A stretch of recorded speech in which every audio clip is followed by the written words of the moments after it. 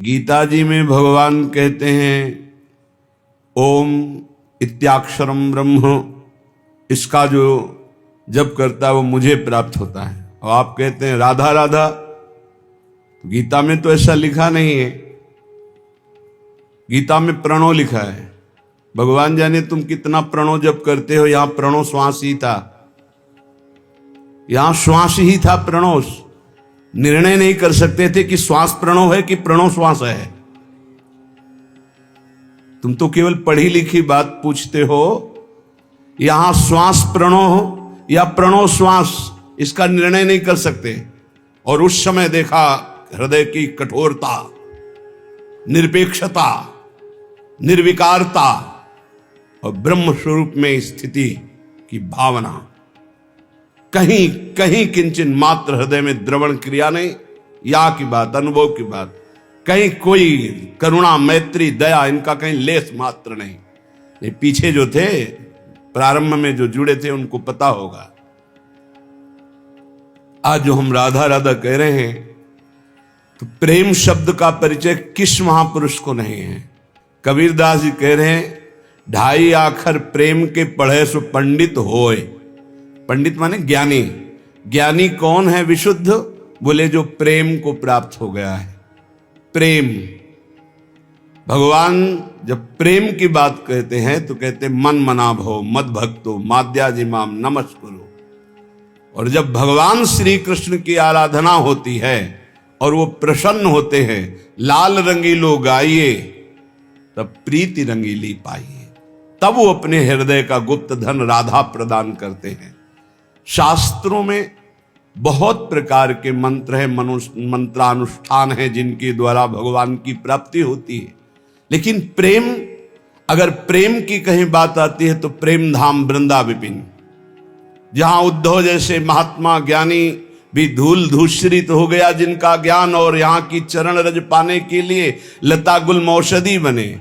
जहां हमारे रसिकाचार्य महापुरुष देख पाते हैं कि ब्रह्मा शंकर शनकादि यहाँ की चरण रज की याचना करते हैं, वहां के लिए तुम कह रहे हो कि गीता में ने लिखा राधा नाम।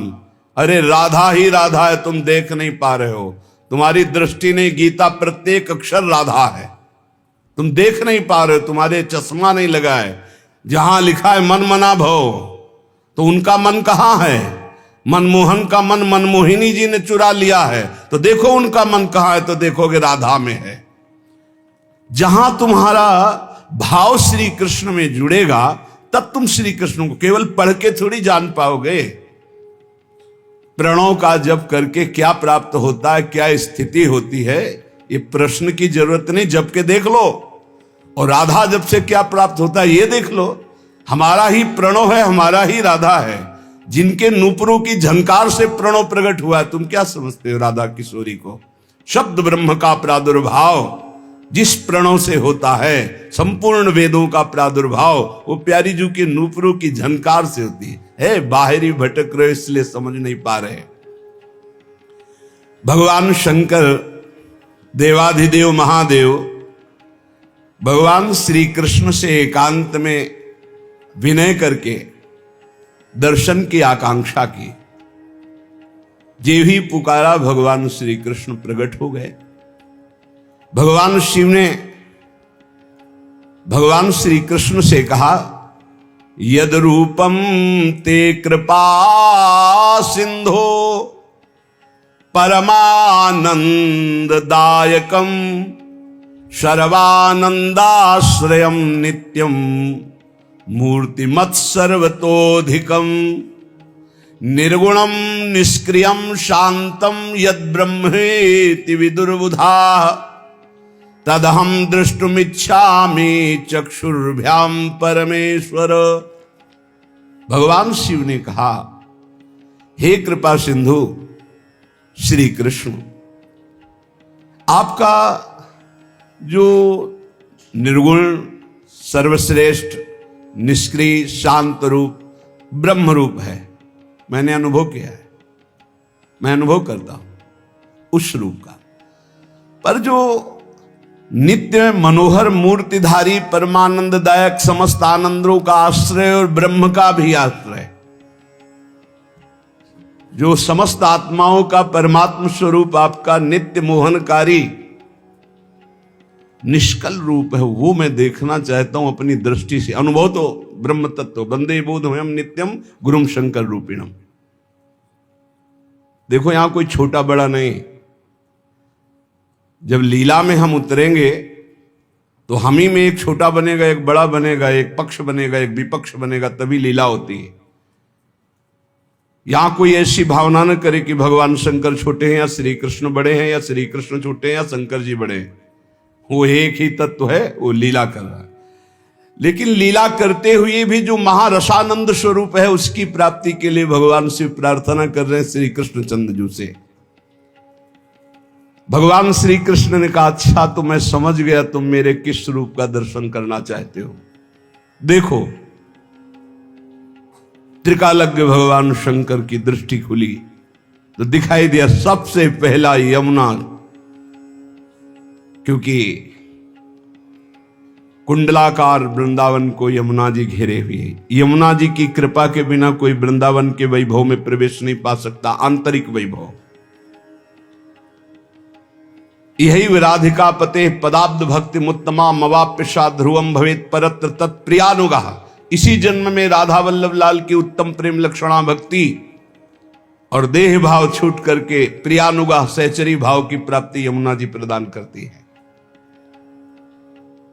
यमुना जी को देखा आसपास परेश्वरण रूपनी, साक्षात श्री कृष्ण के श्री अंग की कांति, एकदम नील मेघ की कांति सा निर्मल जल, सुंदर नील कमल, अरुण कमल, पीत कमल, श्वेत कमल खिले हुए भौरे मडरा रहे हैं और अद्भुत कुंज निकुंजे झूम झूम करके फूली हुई शीतल मंद सुगंध वायु बह रही है।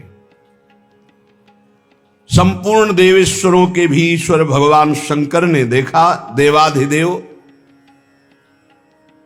कि समीप जो प्रभु खड़े हैं उनके रूप से भी अत्यंत महासौंदर्य में नव किशोर रूप एक श्री कृष्ण सामने खड़े हैं, जिनसे कहा अपने उस निष्कल महान नित्य मनोहर मूर्तिधारी परम रसानंद स्वरूप का हम आपके साक्षात नेत्रों से दर्शन करना चाहते हैं।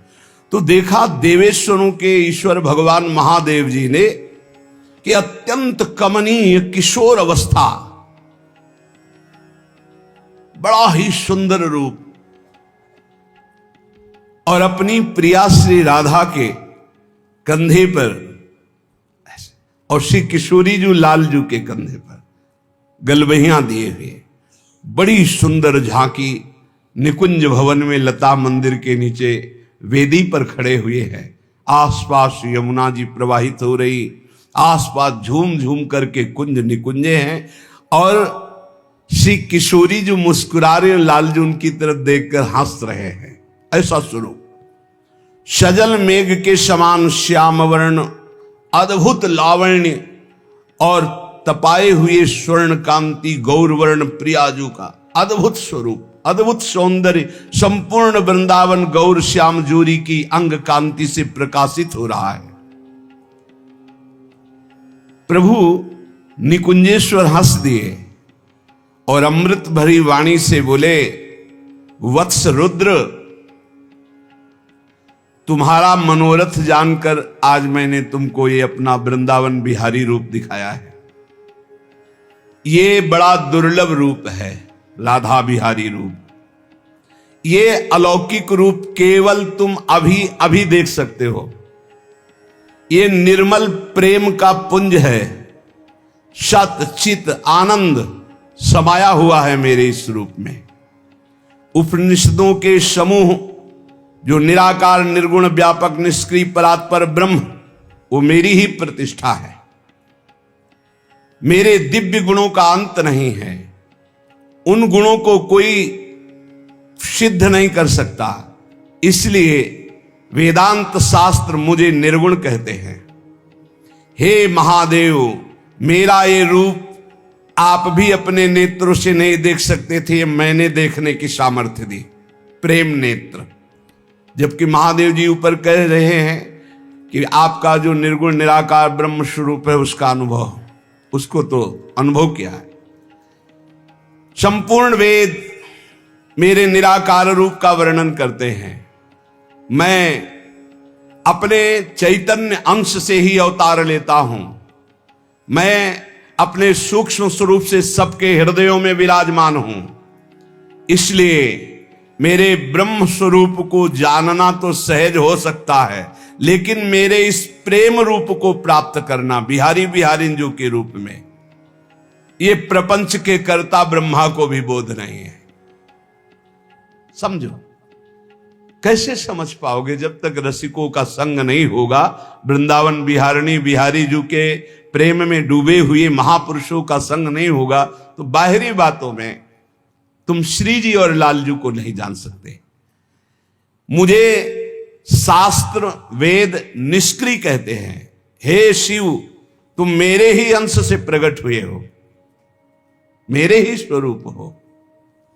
माया के गुणों के द्वारा इस सृष्टि की संहार सेवा तुम्हें प्रदान की है, कैसे काट सकते हो? भगवान के स्वरूप का जो वर्णन स्वयं भगवान कर रहे, तुम्हारी मंद बुद्धि से थोड़ी उसका निर्णय होगा। हे शिव, तुम मेरे ही अंश से प्रकट हुए हो। इस मायामय गुणों के द्वारा रचित संसार सृष्टि का संहार की सेवा मैंने तुम्हें दी है। मैं स्वयं निष्क्रिय हूं। मेरे ही अंश से ब्रह्मा जी का प्रादुर्भाव हुआ, सृष्टि रचते हैं। मेरे ही अंश से नारायण का प्रादुर्भाव हुआ, पालन करते हैं। और ये दूरे सृष्टि आदि वार्ता, सृष्टि की वार्ता से दूर महाप्रेम रसवे विलास, कबहू का निर्मित तरल हिंडोला, झूलत फूलत करत कलोला, कबहू का नौदल सेज रचावें, श्री हरिवंश सुरत रति गावें, सुरत अंत छवि बरन न जाई, छिन छिन श्री हरिवंश जुगाई, आज संभारत नाहिन गोरी। यहां का रस देवाधिदेव महादेव, मैं सदैव प्रेम विह्वल विकल रहता हूं। प्रेम के सिवा यहां कुछ नहीं है। प्रेममयी लताएं, प्रेममय वृंदावन, प्रेममयी सहचरी, और हम स्वयं दोनों प्रेम के खिलौना दो, खेलत हैं प्रेम खेल। हम प्रेम विकल रहते हैं। ना मुझे अपने का भान रहता है और न पराएगा। मात्र एक मेरी आराधिका प्रिया श्री राधा, यही मेरा चिंतन है, यही मेरे प्राण है, यही मेरा जीवन, ये मेरी संजीवनी मूरी है। वेद इन्हें परा तत्व कहते हैं, ये परा देवता हैं। मैं इनके प्रेम के वशीभूत होकर एक पल के लिए भी कभी इनको नहीं छोड़ता। इनके पार्श्व में जो तुम अगल बगल लाखों सखियां देख रहे हो, ये सब की सब प्रेम स्वरूपा नित्य सच्चिदानंदमयी। ये जो मेरा विग्रह तुम देख रहे हो, ऐसा अवतार विग्रह नहीं होता जैसा नवनिवृत्त निकुंज में, क्योंकि तो पास ही खड़े महादेव जी के हैं। ऐसे ही ये जब सब भूमंडल पर अवतार लेती, प्रियाजू, इनकी सखियां जिन्हें गोपी कहा गया, वो स्वरूप जो निकुंज में है, अंश मात्र से अवतार लेती है। ये सब सच्चिदानंद रसमय विग्रह स्वरूपा हैं। ये जो तुम देख रहे हो, इसका नाम वृंदावन है। ये आनंद कंद की वर्षा करने वाला वृंदावन है। इस वृंदावन में एक बार जो प्रवेश करके वास करता है, उसको मेरे पास ही आना होता है। वो कभी दोबारा संसार में जन्म नहीं लेता। जानते नहीं हो, हम वृंदावन वासी हैं। यहां कण कण में प्रयाग और काशी, दुनिया के तीर्थ यहां लौट रहे। मैं और मेरी प्रिया ना कभी बाहर से कहीं आए हैं वृंदावन में, और ना वृंदावन से कहीं बाहर जाते हैं। अनादिकाल से अनंत काल तक इसी वृंदावन में विहार करते हैं। रुद्र, तुम्हारे मन में जो देखने की इच्छा थी मैंने दिखा दिया। बोलो इस समय तुम क्या मुझसे चाहते हो? तब महादेव जी कह रहे कि मैंने कहा प्रभु, ये अद्भुत प्रेम स्वरूप देखकर मैं विकल हो रहा हूं। पर इसे कोई अगर दर्शन पाना चाहे तो उपाय क्या है? अगर कोई इस रूप के दर्शन पाना चाहे तो उपाय क्या है? भगवान श्री कृष्ण ने कहा, देवाधिदेव महादेव, आपका स्वभाव ही है जगत पर करुणा करना। बहुत अच्छा प्रश्न पूछा है, किंतु यह विषय अत्यंत रहस्य का है, इसका कोई बिरला ही अधिकारी होता है, इसलिए यत्न पूर्वक गुप्त रखना चाहिए। देवेश्वर, उपाय मेरे इस वृंदावन बिहारी और बिहारिणी रूप के दर्शन का। पहली बात, किसी रसिक महापुरुष के संग से समस्त अन्य साधनों का और आश्रयों का भरोसा त्याग दे और एकमात्र मेरी प्रिया की शरण में हो जाए, राधा किशोरी की, या किसी सखी की शरण में हो जाए और उनके द्वारा बताई हुई उपासना करे तो हम दोनों को प्राप्त कर सकता है। या हम दोनों की शरण में हो जाए तो हम उसकी व्यवस्था कर देंगे, रसिक महापुरुष से मिला देंगे, अपनी सहचरी के सानिध्य में उसे पहुंचा देंगे।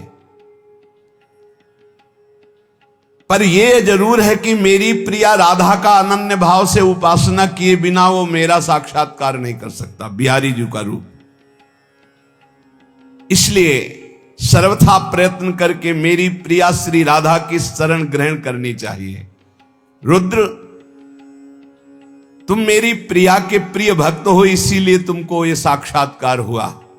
राधा कृपा कटाक्ष भगवान शिव ने ही गायन किया, अष्टयाम सेवा भगवान शिव ने ही विस्तार की। राधा वल्लभ लाल भगवान शंकर के ही हृदय से प्रकट हुए। ये अत्यंत गोपनीय रहस्य है महादेव, मैंने तुम्हें बता दिया, इसे छुपा के रखना, अपने किसी प्रियजन को देना, प्रियजन को देना। नरसिंह मेहता जी के ऊपर भगवान शिव कृपाल हुए, सीधे रास। प्रेमानंद के ऊपर भगवान विश्वनाथ प्रसन्न हुए, कृपाल हुए, तो सीधे नवनिवृत्त निकुंज की रास विलास उपासना में। राधा बाबा के ऊपर प्रसन्न, सीधे राधा राधा राधा। जब और एक गुपुत मत सबई कहूं कर जोर, शंकर भजन बिना नर भगति न पावे मोरी। पार्वती जी ने पूछा भगवान शंकर से कि श्री कृष्ण की अंगों की शोभा ऐसी है कि प्रतिपल मेरे चित्त को चुराए ले रही है, इतना आकर्षण। केचित वदन्ति तस्यांशम ब्रह्म चिद्रूप मद्वयम तद दशांशम महाविष्णुम प्रवदन्ति मनीषिणः योगीन्द्रै सनकाद्यश्च तदैव हृदि चिन्तयेत् तिर्यग्रीव जितानंत कोटि कंदर्प सुंदरम सापांगे क्षण सस्मेर कोटि मनमथ सुंदरम कुंचिदाधर विन्यस्त वंशी मंजुल कलस्वनय जगत्त्रयं मोहयंतम मग्नम प्रेम सुधारणवे।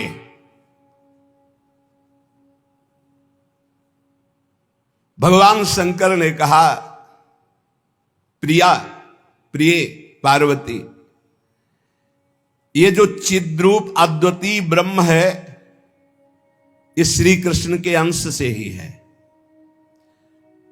जो महाविष्णु हैं, ये लिखा हुआ है, पढ़ना हो तो पढ़ लेना, पद्म पुराण पाताल खंड में।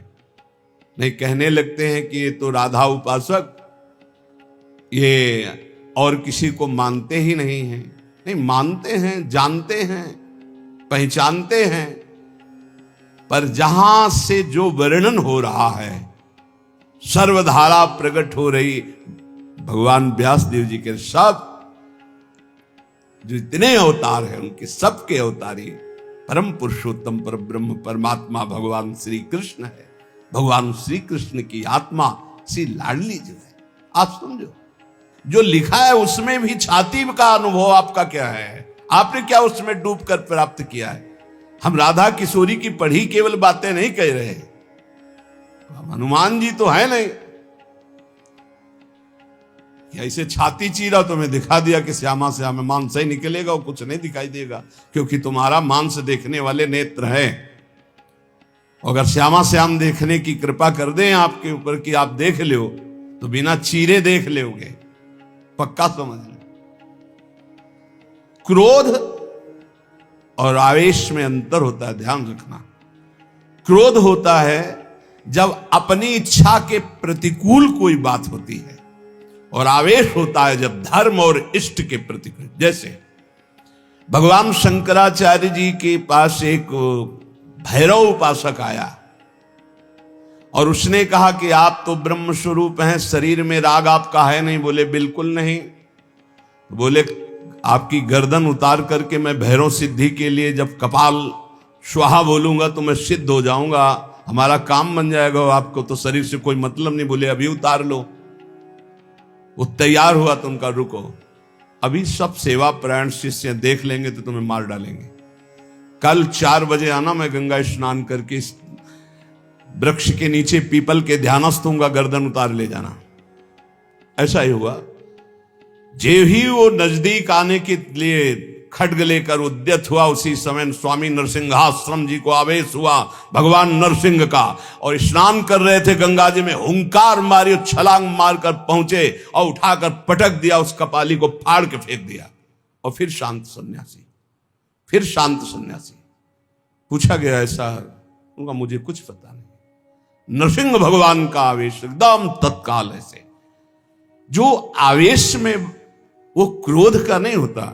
जब धर्म, राष्ट्र, इष्ट, इसके लिए नहीं कि साधु होकर के क्रोध करते हो, साधु होकर इष्ट की निंदा सुने, साधु होकर धर्म के विरुद्ध आचरण, शास्त्र प्रतिपादन।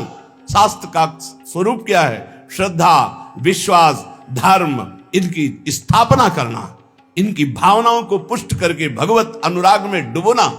भगवत अनुराग में वाणी को बहुत ही संभाल करके, यहां समझना, इसलिए बोले भगवान शिव कह रहे हैं केचिद वदंति तस्यांशम ब्रह्म चिद्रूप मद्वयम।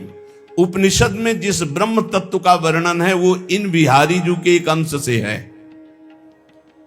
तद्दशांशम महाविष्णु प्रवदंति मनीषिणः।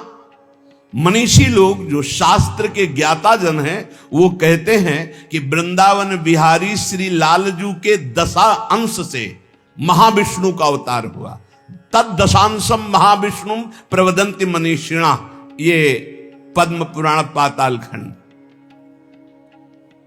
और सनकादि योगीश्वर अपने हृदय में जिन भगवान श्री हरि का चिंतन करते हैं वो भी ये जो गर्दन टेढ़ी किए हुए, अधरों पर बंसी विराजमान किए हुए ललित त्रिभंगी अनंत कामदेवों को भी मूर्छित करने की सामर्थ्य रखने वाले वृंदावन बिहारी जी, जो तिरछी चितवन से मंद मुस्कान के द्वारा करोड़ों कामदेवों की सुंदरता को ह्रास, उपहास, लघु कर रहे हैं, ये जो अपने अधरों में बंसी की ध्वनि कर रहे हैं, जो मुरली की ध्वनि से हमारे हृदय को प्रेमानंद में डुबो रहे हैं, त्रिभुवन को विमोहित कर रहे हैं, इनकी महिमा अगाध और अपार है। हे पार्वती जी, ऐसा भगवान शंकर।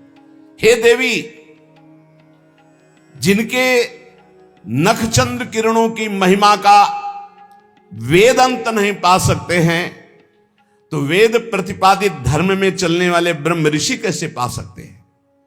उन्हीं भगवान श्री कृष्ण के संबंध में कुछ और बता रहा हूं, तुम सुनो और सुनकर मुदित, आनंदित हो। ये त्रिगुण माया से रचा हुआ अनंत ब्रह्मांड है उन्हीं श्री कृष्ण के द्वारा। उन्हीं श्री कृष्ण के द्वारा ब्रह्मा, विष्णु और मैं महेश्वर प्रकट हुआ हूं। जितने भी देवता, दैवी शक्तियां, सब उनके करोड़वें अंश से उत्पन्न हैं। सृष्टि, स्थिति और संहार की शक्ति युक्त से ब्रह्मादि देवता, ये सब उन्हीं महान बिहारी जी के वैभव हैं। प्रभु के वैभव हैं, श्री कृष्ण के। श्री कृष्ण रूप का जो करोड़वां अंश है, उसका जो करोड़वां अंश है, उससे कामदेव उत्पन्न हुआ जो पूरी सृष्टि को नचाए दे रहा है। सोचो, श्री कृष्ण के करोड़वें अंश के एक अंश के करोड़वें अंश से कामदेव प्रकट होकर पूरी सृष्टि को नचाए दे रहा है। वो श्री कृष्ण कितने सुंदर हैं। वो ब्रह्मांड में स्थित होते हुए किसको नहीं मोहित कर सकते। ऐसे श्री कृष्ण के श्री विग्रह की शोभामयी जो कांति है, उसके करोड़वें अंश से यह चंद्रमा और सूर्य का प्रकाश होता है। ऐसे तो तेजोमय हैं वो, ऐसे सुंदर है कि करोड़वें अंश के एक अंश से करोड़वें अंश में कामदेव का प्रादुर्भाव हुआ। श्री कृष्ण के प्रकाश के करोड़वें अंश से एक सूर्य, ऐसे परमानंदमय रसामृत परिपूर्ण सी वृंदावन बिहारी की महिमा का कौन पार पा सकता है। हे देवी, परम आनंद, परम चैतन्यता, विश्व ज्योति, ब्रह्मबोध, ये सब इन्हीं से प्राप्त होता है, इन्हीं से प्राप्त होता है। इनके श्री चरण कमल युगल नख रूपी चंद्रकांति मणि से निकलने वाली जो प्रभा, उसी तेजो ज्योति में पूर्ण ब्रह्म में लीन बताया गया है। और ऐसे विश्व को मोहित करने वाले मदन मोहन, जिनके करोड़वें अंश में सब सूर्य चंद्र काम आदि देवी शक्तियां, इनको श्री राधा जी अपने अधीन किए हैं, इसलिए इनकी प्राण वल्लभा हैं।